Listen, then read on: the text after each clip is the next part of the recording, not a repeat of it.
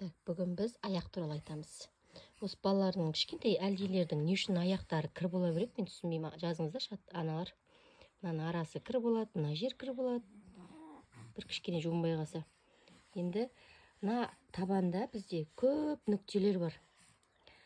Иммунитетке байланысты, жаңағы тағы да ақыл есіне байланысты асқазан өт жолдары, білмеймін енді, солай айтып тұр ғой. Мына жақтардың бәрінде нүктелер бар деп. Енді соны біз массаж жасаймыз. Бүгінгі массаж 8 деп атайды.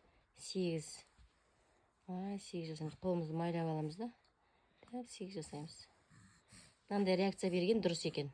Осылай саусақтарын осылай істеп алу. Осыны 10-15 реттен жасайсыз. Ақырын қатты батырмай. Сосын 6 бар. 6 бар. Міне. 9 бар. Барлығын 10-15-20 реттен ақырын жасап шығамыз. Сосын аяққа өтеміз. Былай сипап, астын сипап, мына жақты сипап, былай. Содан кейін барып жоғары қарай массаж жасаймыз. Ең бірінші массаж басталған кезде аяқтан бастаймыз. Екінші аяққа кетеміз солай.